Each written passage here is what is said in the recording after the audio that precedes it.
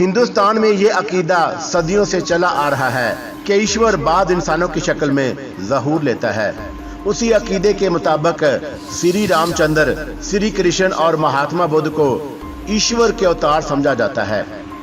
हिंदुस्तान में मजहबी पेशवाओं को ईश्वर के अवतार समझकर उनकी मूर्तियों को भगवान के रूप में पूजा भी गया। दुनिया भर में सबसे ज्यादा मूर्तियां महात्मा बुद्ध की बनाई गईं और श्री रामचंद्र और श्री कृष्ण से ज्यादा उनकी प्रस्तुत की गई, क्योंकि बुद्ध धर्म हिंदुस्तान से निकलकर पूरे मशरिक़ बैद में फैल गया था। महात्मा बुद्ध देवताओं के कायल न थे, खुदा को एक मानते और निजात आखिरवी पर यकीन रखते थे। उन्होंने अपने मानने वालों को वसीयत की थी कि मरने के बाद उनके राख की पूजा ना की जाए, मगर यह हकीकत बड़ी दिलचस्प है कि दुनिया में सबसे ज्यादा पूजा उन्हीं की होती है। अच्छा, मेरी दिलचस्पी बढ़ी, वो कैसे? अमृत पुत्र का मैं आपके आर्टिकल पढ़ चुकी हूँ, खूब लिखते हैं आप। जूती पुत्र की तरह अमृत पुत्र का भी एक बुद्ध मैगजीन है जो गुवाहाटी से निकलता है। बुद्ध तारीख व आसार से मुतल्लक मेरे कई मज़ामीन उसमें शाया हो चुके थे। इस इंकशाफ ने कि वह मेरा मज़ामीन पढ़ चुकी है, हमारे दरमियान अजनबियत के फासले कम कर दिए। वो स्वरूप जी के मुजस्मे की तरफ इशारा करके बोली। आप मूर्ति बड़े ध्यान से देख रहे थे, क्या इस पर भी कुछ लिखने का इरादा है? आज एक अनोखी बात देखी है, शायद कभी लिखनी पड़ जाए। कौन सी अनोखी बात देखी है आपने? मैंने स्वरूप जी को देखा है, वह इस मूर्ति को खुद हार पहनाते और प्रणाम करते हैं। मगर ये अनोखी बात कैसे हुई? वो सालों से इस मूर्ति को हार पहनाते और प्रणाम करते चले आ रहे हैं। सावगारी में हों तो कभी नागा नहीं करते। बड़ा प्रेम भाव है उन्हें मूर्ति से, मगर अपनी मूर्ति को हार कौन पहनाता है? अपनी मूर्ति। और उसके चेहरे पर हैरत से बिखर गई। फिर फौरन ही वो हैरत के मुतरन्नम कहके में ढल गई कि आप सचमुच नहीं जानते। क्या नहीं जानता मैं? ये मूर्ति पिताजी के नहीं। मुझ पर जैसे हैरतों के पहाड़ टूट पड़े। फिर किसकी है?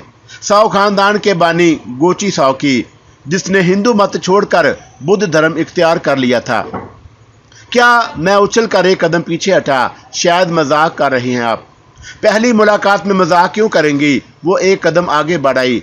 हाँ, अगर आपने मौका दिया तो शायद कभी मजाक भी कर बैठूं, मगर इस वक्त तो बिल्कुल ठीक कह रही हूँ। कैसे बाबू, जिस तरह मैं सुंदरमती हूँ उसी तरह ये मूर्ति भी 100% गोची साव की है। मैं बयान नहीं कर सकता कि इस इंकशाफ पर मेरी क्या हालत हुई, क्योंकि मूर्ति की शक्ल और स्वरूप की सूरत में इतनी ज़बरदस्त मुशाबत थी कि जिस किसी ने भी एक बार स्वरूप जी को देखा वो उसे उन्हीं की मूर्ति समझेगा। गोची साव और स्वरूप जी के दरमियान 3 सदियों के तवील फासले हायल थे, मगर दोनों के चेहरे बिल्कुल एक जैसे थे और इसी हैरत अंगेज ममासलत ने मुझे हैरत में डाल दिया था। इस इंकशाफ से कि ना सिर्फ मेरी गलतफहमी दूर हो गई, बल्कि मूर्ति के लिबास का मामला भी हल हो गया जो 3 सदी पुराना था। अजीब बात है, मैं आज तक उसे स्वरूप जी की मूर्ति समझता रहा। फिर सुंदरमती वही कहानी सुनाने लगी जो मैं पहले भी सुन चुका था। बुद्ध धर्म कबूल करने से पहले गोची साव एक अयाश जिम्मेदार था। उसकी अयाशी के कारण एक कोमल सी देहाती लड़की और उसके पिता का खून हो गया, मगर अभागन लड़की ने मरने से पहले गोची साव को श्राप दिया कि उसकी आत्मा को कभी शांति ना मिल सके।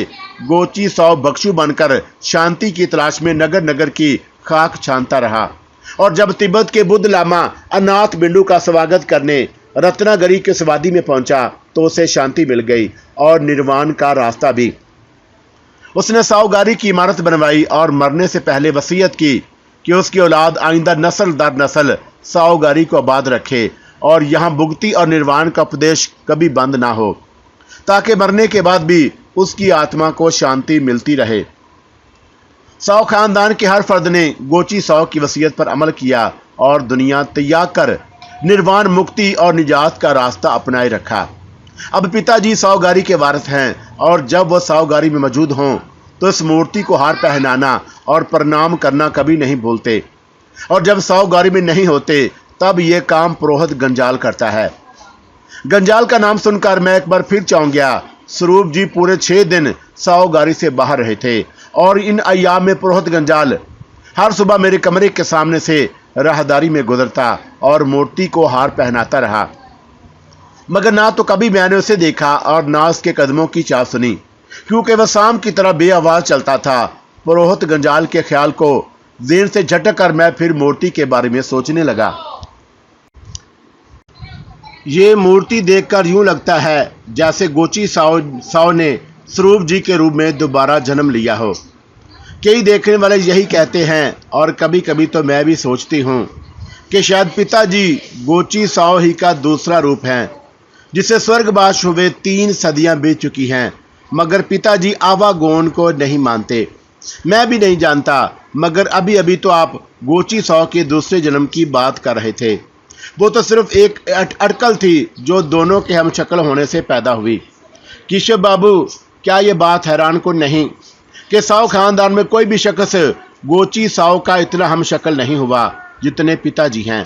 मैं भी इस इत्तेफाक पर हैरान हूँ, मगर अचानक मुझे बूढ़े सागर साव जी का ख्याल आया और साथ ही उसकी सूरत मेरी नज़रों में घूम गई, जिसकी अजल गिरफ्तार चेहरे के खदुखाल में कहीं स्वरूप जी छुपे हुए नजर आए। सुंदरमती बड़ी तवज्जो से मुझे देख रही थी। आप कुछ कह रहे थे? मैं आपके परदादा सागर साव जी के बारे में सोचने लगा था। उनकी शक्ल भी गोची साव से बहुत मिलती है। हाँ, अपनी जवानी और उधेड़ उम्र में वो भी गोची साव जी के हम शक्ल रहे होंगे, मगर मैंने जब से होश संभाला उन्हें इसी हालत में देख रही हूँ। ना जाने जीवन में कौन सा पाप कर बैठे हैं कि मौत नहीं आती और जिंदा भी नहीं है। मैं उन्हें देखकर दुखी हो जाती हूँ। सागर साव का जिक्र करते हुए सुंदरमती के सुंदर मुखड़े पर दर्द की एक लहर गुजर गई। मैं उसे उदास नहीं करना चाहता था, फौरन बात का रुख बदल दिया। क्या आप आवागोन को मानती हैं? जब पिताजी नहीं मानते, आप नहीं मानते, तो मैं कैसे मानूंगी? मगर मैंने बाद बुद्ध ज्ञानियों की लिखी हुई किताबों में आवागोन के बारे में पढ़ा जरूर है। मैंने बताया, बाद बुद्ध ज्ञानियों का विचार है कि भगवान बुद्ध आदमी के बार बार जन्म लेने को मानते हैं, मगर मेरी रिसर्च के मुताबिक इस किस्म की सारी बातें उन ब्राह्मणों ने फैलाई थीं जो बुजुर्ग धर्म के वर्दी और उसे हिंदू धर्म में जम करना चाहते थे। हालांकि शाकिया मनी बुद्ध आवागोन के चक्कर में नहीं पड़े। ब्राह्मणों को छोड़िए केशव बाबू, बाद यूरोपीय मौरख भी यही कहते हैं कि भगवान बुद्ध पत्थर को जन्म मानते थे। आपने प्रोफेसर हार्डी की किताब बुद्ध धर्म नहीं पढ़ी क्या? अरे, और मैं उसकी जुबान से हार्डी की किताब का जिक्र सुनकर हैरान रह गया। मालूम होता है कि आप किताबें बहुत पढ़ती हैं। पिताजी की लाइब्रेरी से कुछ तो फ़ायदा उठाना चाहिए मुझे। मैं तो इस वक्त भी लाइब्रेरी में जा रही हूँ। लाइब्रेरी? मैंने हैरान सा होकर पूछा। तो यहाँ कोई लाइब्रेरी भी है? आप नहीं जानते क्या? वो मुजस्समे सवाल बन गई। बिल्कुल नहीं, लाइब्रेरी का जिक्र पहली बार सुन रहा हूँ, और वो भी आपकी जुबान से। हैरत है, आपको आए हुए यहाँ कितने दिन हो गए और अभी तक किसी ने आपको लाइब्रेरी नहीं दिखाई। आइए मेरे साथ। मैं एक अजीब सी हैरत में डूबा। सुंदरमती के साथ पूर्वी सिमत हो लिया। ये राहदारी जो इमारत के अंदर शर्कन गर्बन फैली और बैरूनी राहदारी से मिलकर अंग्रेजी हरफ टी की शक्ल बनाई थी, कमोबेश 12 फुट चौड़ी और 100 फुट लंबी होगी। ऊपर जाने वाला जीना राहदारी के ठीक वस्त में वाक़या और उसे 2 हिस्सों में तकसीम करता था। मैं और सुंदरमती जिस मशरकी हिस्से में चल रहे थे, उसके दूर रवैया भी कई दरवाजे थे, मगर वो उन्हें छोड़ती सीधी चलती रही। मैं सोच रहा था, स्वरूप जी एक बुद्ध ज्ञानी हैं और उन्होंने इस पहाड़ी वीराने में अपनी दिलचस्पी के लिए यकीनन कुछ किताबें जमा कर रखी होंगी, जैसे आमतौर पर पढ़े लिखे लोग घर में एक छोटी सी लाइब्रेरी बना लेते हैं और फुर्सत के औकात में किताबें पढ़ते हैं।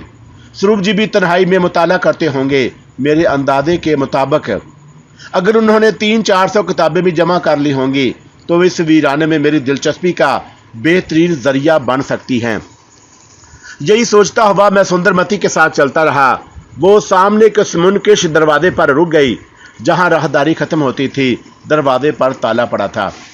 सुंदरमती ने चाबी निकालकर कफल खोला और दोनों कवाड़ धकेल दिए। हम एक हालनुमा कमरे में दाखिल हुए।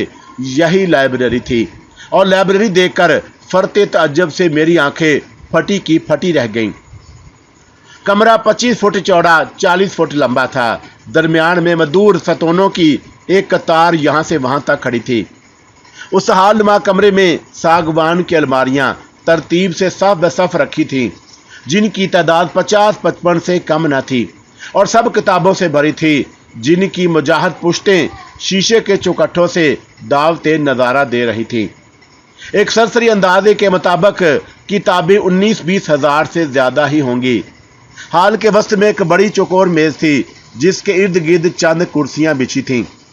करीबी कटला के रेक थे, जिनकी मदद से किताब का नाम और नंबर मालूम करके मतलूबा अलमारी से किताब हासिल की जा सकती थी। हर चीज़ बड़े करीने और सलीके से रखी हुई थी और उस लाइब्रेरी की बाकायदा सफाई और झाड़ पूंज होती थी, क्योंकि गिर्द का कहीं नामो निशान न था। शहरों से दूर हिमालय के इन पहाड़ों के दरमियान, जो सीता समंदर से 14-15 हज़ार फुट बुलंद और जिनके आसपास कोसों तक इबादी का नामो निशान न था, ऐसी अजीम लाइब्रेरी देखकर मेरा नक्शे हैरत बन जाना लाजमी और कुदरती अमर था। मैं इतनी बड़ी और शानदार लाइब्रेरी का तस्वर भी नहीं कर सकता था। मुझे तो यूँ महसूस हुआ जैसे रत्नागिरी के जंगलों और पहाड़ों की दुनिया से निकलकर नागहां लंदन के इंडिया ऑफिस या कलकत्ते की पब्लिक लाइब्रेरी में आ गया हूँ, या फिर बेदारी में कोई ख्वाब देख रहा हूँ। अल्फ लैला के गरीब अबुल हसन की तरह सोते जागते का ख्वाब, जो रात को अपने झोंपड़े में सोता मगर आंख खुलती तो बगदाद के जुबैदा महल में अपने आप को हसीन कनीज़ों के झुरमट में गिरा हुआ देखता। इस पहाड़ी वीराने में सागवान की अलमारियों और शीशे के चौखटों से झांकती हुई 19-20 हज़ार परियों को देखकर मैं मबहूत रह गया। मैंने आंखें झपकी, सर झटका और एक बार फिर चश्मे हैरत से लाइब्रेरी का जायजा लिया। मगर यह कोई ख्वाब या सपना नहीं था। मैं आलमे बेदारी में उस हालनुमा कमरे में खड़ा था जहां सुंदरमती मुझे लेकर आई थी। उसी असना में उसने कैटलॉग से अपनी मतलूबा किताब का नंबर तलाश किया, फिर एक अलमारी से किताब निकाल लाई और मेरे करीब लाकर बोली, देखिए कैशव बाबू, ये है हार्डी की किताब और उसमें लिखा है कि महाराज बुद्ध पुनर्जन्म को मानते थे। सुंदरमती, मैं ये किताब कॉलेज के ज़माने में पढ़ चुका हूँ। यही नहीं बल्कि और किताबें भी पढ़ी हैं मैंने, मगर किताबें लिखने वाले ये भूल गए कि शाक्यमुनि बुद्ध ने हिंदू समाज में जन्म लिया था और जब तक उन्हें ईश्वर की तरफ से ज्ञान अता नहीं हुआ, वो हिंदुओं के इस अकीदे को मानते रहे और ये दुनिया अनावी है, यानी गैर फानी, और तनशना यानी ख्वाहिशात का गुलाम रहकर आदमी इस दुनिया में बार बार जन्म लेता है। मगर जब उन्हें ज्ञान अता हुआ तो उन्होंने ये रस्मी अकीदा छोड़ दिया। मैंने सुंदरमती के हाथ से किताब लेकर उसके वर्क उल्टे और एक वर्क पर उंगली रख दी। ये फिक्रा गौर से पढ़े और इस हार्डी ने लिखा है, ये पुनर्जन्म से बात रखने की खातिर बुद्ध ने यह फलसफा पेश किया कि तर्शना की गुलामी तर्क करके आदमी बार बार जन्म लेने से निजात हासिल कर लेता है। सुंदरमती ने मेरी तरफ गौर से देखा, फिर किताब मेरे हाथ से लेकर बड़ी तवज्जो से वो इबारत पढ़ने लगी जिसका मैंने हवाला दिया था, और उसने एक बार, दो बार, हत्ता के 3 बार वही फिक्रे पढ़े और कहने लगी, मैंने कभी इन फिक्रों पर गौर ही नहीं किया था। इनसे तो साफ मालूम होता है कि भगवान बुद्ध आदमी के बार बार जन्म लेने के अकीदे को अच्छा नहीं जानते। फिर उसने झुककर मेरे चरण छू लिए और मैंने उसे बाजुओं से पकड़कर ऊपर उठाया। अरे ये क्या करती हैं आप? वो उठी तो उसका चेहरा मेरे चेहरे के सामने था और करीब भी, बस आध फुट का फासला होगा। मैंने अभी तक उसके दोनों हाथों से उसे थाम रखा था। आप बड़े विद्वान हैं केशव बाबू, आपके चरण छूकर मुझे आनंद मिला है। फिर उसने एक अजीब सी कैफियत में आंखें बंद करके अपने हाथ जोड़ दिए और कुदरत के हसीन शाहकार की तरह मेरे सामने खड़ी हो गई कि उसे जी भरकर देख लूं। मैं उसके सुंदर जिस्म की गर्मी महसूस कर रहा था और ऐसी ही गर्मी उस वक्त महसूस हुआ करती थी जब मैं जल पिना को अपने बाजों में लेकर प्यार करता था। मैंने फौरन उसकी बाहें छोड़ दी, मगर इधर मैंने बाहें छोड़ी और उधर उसने आंखें खोल दी और बोली, आज आपसे मुलाकात भी हुई और इल्म का नया ज्ञान भी मिला है। इल्म का दरवाज़ा तो मुझे आपने दिखाया, मैं नहीं जानता था कि यहाँ इतनी बड़ी लाइब्रेरी है। केशव बाबू, मैं 4-5 दिन के लिए आई हूँ। ये दिन अगर आपके साथ गुजरें तो कुछ सीख लूँगी। मैं एक सवालिया निशान सा बनकर रह गया। स्वरूप जी से बात करूँगा। उनसे क्या बात करनी है, ये तो हमारा आपका मेल जोल है। बहुत अच्छा, मैंने हामी भर ली। उसने हार्डी की किताब उठा ली, उसे दोबारा पढ़ना चाहती थी। फिर हम लाइब्रेरी से निकले और बातें करते गोची साहू के उसी मुजस्मे के पास आ गए जहां हमारी मुलाकात हुई थी। वो दोनों हाथ जोड़कर मुस्कुराकर बोली, फिर मिलूंगी, और जीने पर भागती चली गई। मैंने राहदारी के वस्ती दरवाजे से निकलकर अपने कमरे का रुख किया। ख्याल था कि इस वक्त तक जल पीना जरूर आ चुकी होगी और मुझे कमरे में ना पाकर हैरान भी होगी कि ना जाने मैं सवेरे ही सवेरे कहाँ चला गया हूँ। मगर जब मैं कमरे में दाखिल हुआ तो जलपन्ना की बजाय शास्त्रों से मुलाकात हुई, जो नाश्ते के लिए मेरा इंतजार कर रहा था। कहाँ चले गए थे प्रभु? कब से बैठा हूँ। तू नाश्ता रखकर चला गया होता, बैठने की क्या जरूरत थी? चला जाता तो मालिक का संदेश कौन पहुंचाता? उन्होंने ठीक 11 बजे अपने कमरे में बुलाया है आपको। वो तो जाना ही होगा, मगर जलपन्ना आज क्यों नहीं आई?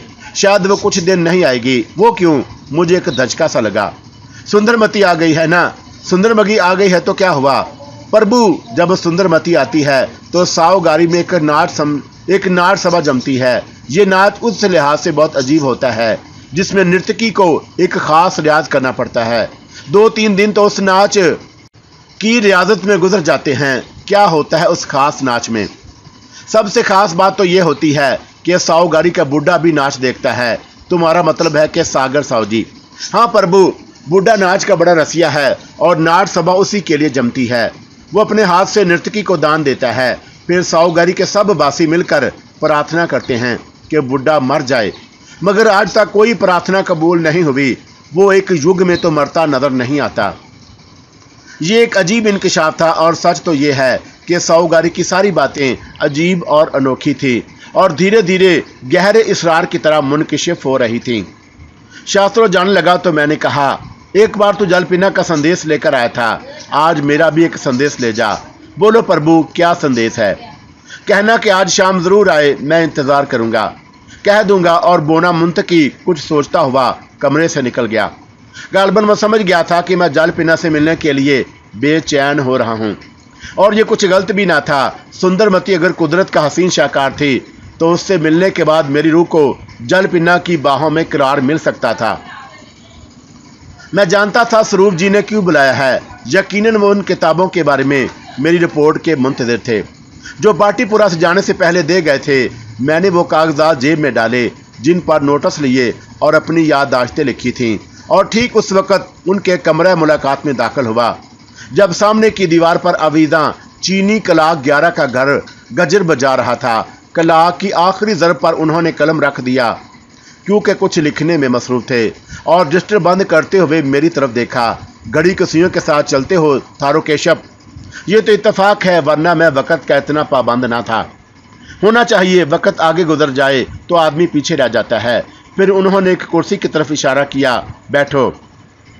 मेरे बैठते ही वो एक बड़ा पैकेट मेरी तरफ बढ़ाते हुए बोले, तुमने कोई फरमाइश नहीं की थी, मगर मैंने बाटीपुरा से तुम्हारे लिए कुछ चीज़ें खरीद लाया हूँ। आपने ख्वामख्वाह तकलीफ़ की। तकलीफ़ कैसी? ये तुम्हारी ज़रूरत की चीज़ें हैं, देखो तुम्हें पसंद भी आती हैं या नहीं। पैकेट खोला तो गर्म कपड़ों के सिले सिलाई 2 जोड़े, चमड़े के बूट, एक ऊनी कनूप और गहरे नीले रंग का एक आला ओवरकोट देखकर मैं हैरान रह गया। उन्होंने मेरी हैरत भांप ली, फिर खुद ही उन चीज़ों का जवाब पेश करने लगे। मौसम सरमा में यहाँ बला की सर्दी पड़ती है और तुम अपने साथ गर्म कपड़े लेकर नहीं आए थे। मैंने सुंदरमती को बताया तो कहने लगी, केशव बाबू भूल गए होंगे, मगर हम बाटीपुरा से उनके लिए गर्म कपड़े ले चलेंगे। फिर मेरे साथ बाजार गई, कपड़े खरीदे और सिलने के लिए दर्जी को दे दिए। इत्तेफाक से तुम्हारे ही कद काट का एक आदमी मिल गया जिसका नाप लिया गया। बाटीपुरा में 2 दिन सिर्फ तुम्हारे कपड़ों की सिलाई के लिए रुकना पड़ा। ज़रा ये ओवरकोट पहनकर देखो, ठीक भी सिला है या नहीं, और अगर इसका रंग पसंद ना हो तो मुझे दोष ना देना। ये डार्क ब्लू कलर सुंदरमती ने पसंद किया है। स्वरूप जी ने यह सब कुछ ऐसे कहा जैसे मैं उनकी बेटी को मेरे लिए कपड़े खरीदने और उनके रंग पसंद करने का इख्तियार था। मैं हैरत से उन्हें देखने लगा। मेरी तरफ क्या देख रहे हो? ओवरकोट पहन कर दिखाओ कि कैसा लगता है। मगर आप मुझ पर इतनी मेहरबानियां क्यों कर रहे हैं? पहले मुझे गैर मामूली तनख्वाह पर नौकर रखा, फिर शिलांग से मेरे नाम पर चाची को 500 रुपये का मनी ऑर्डर दिया, और अब ये कपड़े। मैं एक गरीब आदमी हूँ, इन मेहरबानियों का सिला नहीं चुका सकूंगा। ना चाहने के बावजूद ये बातें मेरे मुंह से निकल गईं। स्वरूप जी फौरन कुर्सी से उठे और मेरे पास आकर खड़े हो गए। थारो केशव, ये बात तुमने आज कही है, फिर कभी ना कहना। जी, मैं हैरान था कि क्या जवाब दूं, मगर उन्होंने मुझे जवाब देने का मौका ही नहीं दिया। एक पराई आदमी की तरह तुम मेरी मेहरबानियों और उनके हिसाब की बात तो जुबान पर ले आए हो, मगर मैंने तुम्हें पराया जाना होता तो शायद ये मेहरबानियां ना करता। दुख इस बात का है कि तुमने मुझे अपना नहीं समझा। उन्होंने बात ही ऐसी कह दी कि मैं कट कर रह गया और शर्मिंदगी महसूस करने लगा। जब कोई अपने जैसा सलूक करे तो उससे परायों जैसी गुफ्तगू नहीं की जाती, मगर चाची की चिट्ठी रह रहकर याद आ रही थी, जिसमें उसने साहूगारी के बारे में अपनी चिंता जाहिर की और यह भी लिखा था कि तुझ पर की जाने वाली मेहरबानियों के पीछे तेरे मालिक की कोई गर्द छुपी होगी और मुझे पेश आने वाले अजीबोगरीब वाकयात के नतीजे में यह चिंता आपसे आप पैदा हुई थी। मैंने कहा, मुझे अफसोस है कि मेरी बात सुनकर आपको दुख हुआ, जिसके लिए क्षमा चाहता हूं, मगर किसी पराई को अपना बना लेने का कोई न कोई कारण तो जरूर होता है। क्यों नहीं, मेरे तुम्हारे दरमियान इल्म का ना टूटने वाला नाता है, और ये बात भी छुपाना नहीं चाहता कि तुम मेरे मोहताज नहीं, मैं तुम्हारा मोहताज हूँ। मोहताज ना होता तो तुम्हें यहाँ बुलाता क्यों। बात वहीं आ जाती है कि अगर अपना समझते हैं तो मुझे अपने भेद में भी शरीक कीजिए। ये अपने पारे की बात नहीं थी थारो केशव, मैंने सुंदरमती को भी आज तक कुछ नहीं बताया और अभी तुम्हें भी बताना मुनासिब नहीं समझता। असल काम मूर्ति की तलाश है, और अगर ये सुराग मिल जाए कि वह मूर्ति कहाँ है तो वचन देता हूँ कि कम से कम तुमसे कोई बात पोशीदा नहीं रखूँगा। मैं समझ गया कि वह सरबस्ता रात खुल जाने पर जो स्वरूप जी के सीने में न जाने कब से दफन है, कोई गैर मामूली खतरा भी पेश आ सकता है। बहुत अच्छा, मैं आपके वचन पर विश्वास करता और यकीन दिलाता हूँ कि मूर्ति की तलाश में आपकी मदद करूँगा। फिर मैंने जेब से वो कागजात निकाले जिन पर अपनी याददाश्तें और नोटिस लिखे थे और पूछा, कहीं आप पीतल की वो मूर्ति तो नहीं ढूंढ रहे जो भगवान बुद्ध के खास शिष्य आनंद बख्शू ने तैयार कराई थी। आनंद बख्शू का नाम सुनते ही स्वरूप जी यूं उछले जैसे उन्हें जमीन ने उछाल दिया हो। तुम्हें किसने बताया? किसी ने नहीं। अब बहुत दिनों से पीतल की मूर्तियों के पीछे पड़े हैं। मुझे ख्याल आया कि पीतल की जो मूर्तियां पहले सदी में बनाई गई थीं, उनमें आनंद बख्शी वाली मूर्ति सबसे अहम और पुत्र है। तुम्हारे ख्याल की दाद देता हूँ थारो केशव, मुझे उसी मूर्ति की तलाश है। आप जो किताबें मुझे दे गए थे, मैंने उनसे कुछ नोटिस लिए और अपनी याददाश्तें भी लिखी हैं। ये देखिए।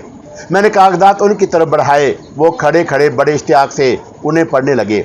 मैंने बख्शी वाली मूर्ति का जिक्र खसूसियत के साथ किया था जो पटना की खुदाई से दस्तयाब हुई थी। वो खुश होकर बोले, ये सुराग तो मिल गया कि ईस्ट इंडिया कंपनी के गवर्नर जनरल ने वो मूर्ति कलकत्ता के अजायब घर से शुमाली हिंद के किसी शहर में भेज दी थी, मगर तुम्हें ये रिसर्च करनी है कि मूर्ति कहाँ भेजी गई थी।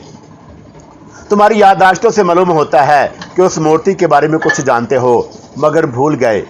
अगर अपने हादसे पर जोर दो तो शायद भूली बातें याद आ जाएं। लड़कपटन की भूली बिसरी बातें मुश्किल से याद आया करती हैं। फिर भी आशा है कि तुम उस मूर्ति को ढूंढ निकालोगे। मैं परेशान सा हो गया। ये क्या कह रहे हैं आप?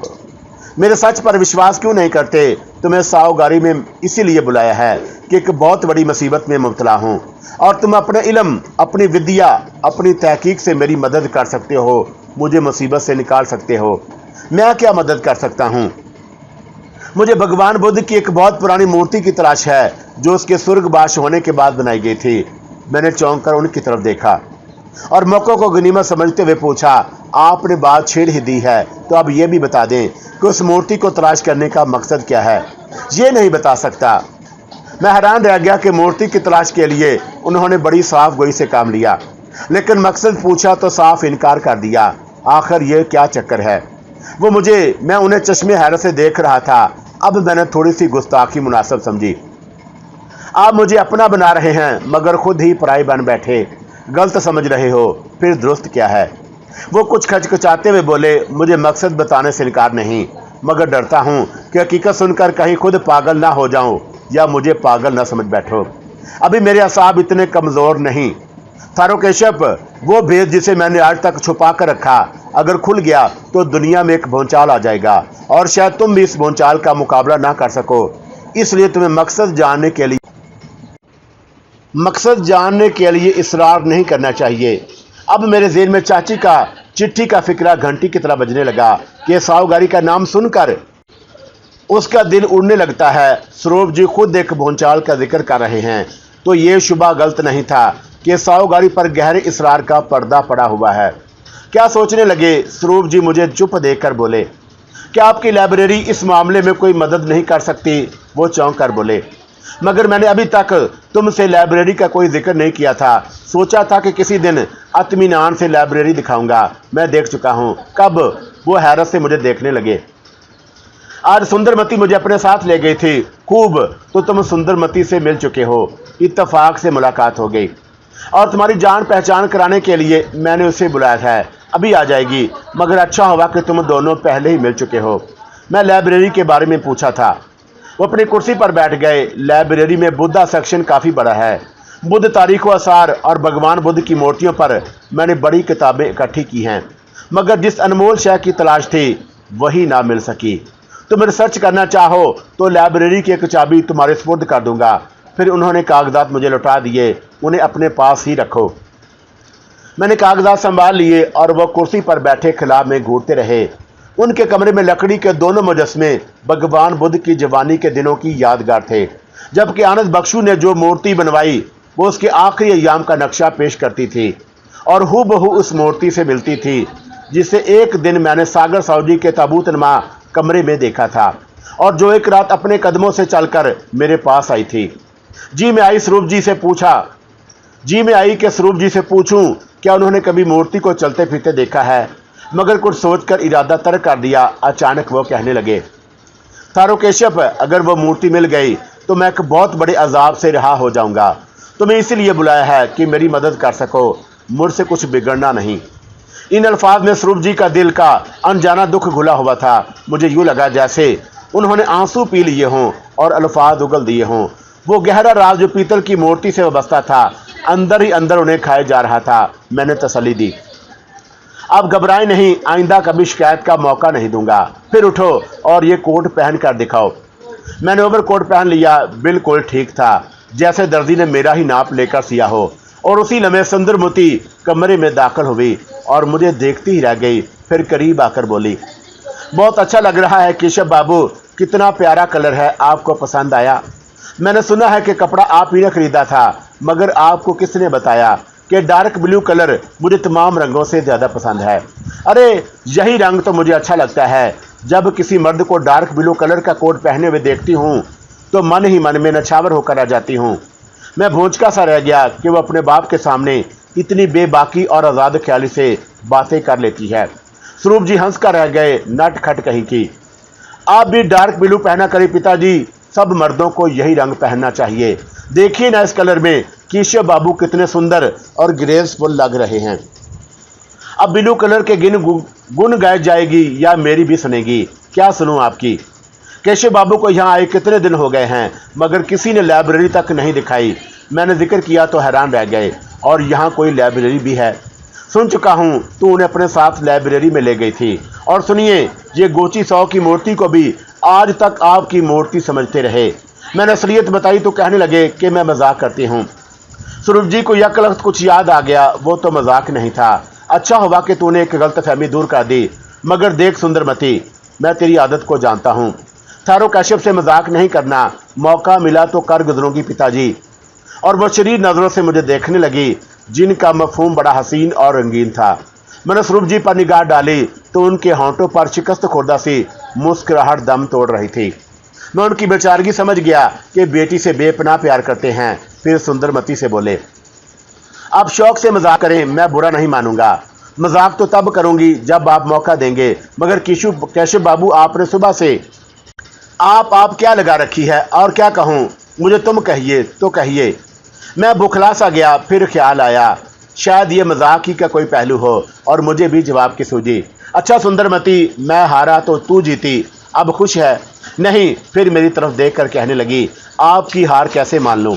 इसलिए कि आप छोड़कर तू कह रहा हूं, हार मेरी जीत तेरी हुई है।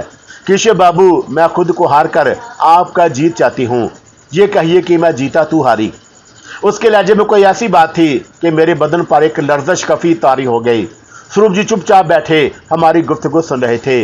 मेरी तरफ देखकर बोले, जो कुछ कहती है मान जाओ थारो कैशप, हमें कुछ और भी बातें करनी हैं। मैंने सुंदरमती के सामने हाथ जोड़ दिए। अच्छा देवी, मैं जीता तू हारी। वो मुझे मुस्कुराती निगाहों से देखती हुई कुर्सी पर बैठ गई और मेरे मन में एक अजीब सी हलचल होने लगी। दरअसल वो हार कर जीत गई थी और मैं महसूस कर रहा था कि उसने मुझे पहली शिकस्त दे दी थी। और अब स्वरूप जी को वो चिट्ठी याद आई जो रूपा से लेकर आए थे। थारो कैशप, मैं तो ये पूछना भूल ही गया था कि घर से खैर खैरियत की चिट्ठी आई है ना। तुम्हारी चाची कैसी है? चाची बीमार है, कई दिन से बुखार आ रहा है। कहीं तुम्हारी जुदाई में उदास तो नहीं हो गई? मालूम नहीं, मुझे बुलाया है। अगर आप आज्ञा दे तो जाकर देख आऊं। आज्ञा कैसी? जब चाहो जा सकते हो। तो फिर कल या परसों चला जाऊं। जैसे तुम्हारी मर्जी। मैं पीगो से कह दूंगा तुम्हें बाटीपरा तक छोड़ आए। मैं खुश था कि स्वरूप जी ने तवक्का के खिलाफ मुझे बंगाल जाने की इजाज़त दे दी, मगर अचानक सुंदरमती ने ऐलान किया, पिताजी ये कल जा सकते हैं ना परसों। इनके जाने में भी कुछ रुकावटें हैं। कैसी रुकावटें? स्वरूप जी हैरान से नजर आए। सुनिए, नंबर 1, पीगू बीमार है और उनके साथ बाटीपुरा तक नहीं जा सकता। नंबर 2, मौसम खराब है और ऐसे खराब मौसम में पहाड़ी सफ़र ठीक नहीं। फिर वो एक लम्हा रुक कर बोली, और तीसरी रुकावट मैं हूँ। सिर्फ 5 दिन की छुट्टी पर तो आई हूँ और ये भी 5 दिन ठहर जाए ना, फिर इकट्ठे चलेंगे। बाटीपुरा तक मेरा इनका साथ रहेगा।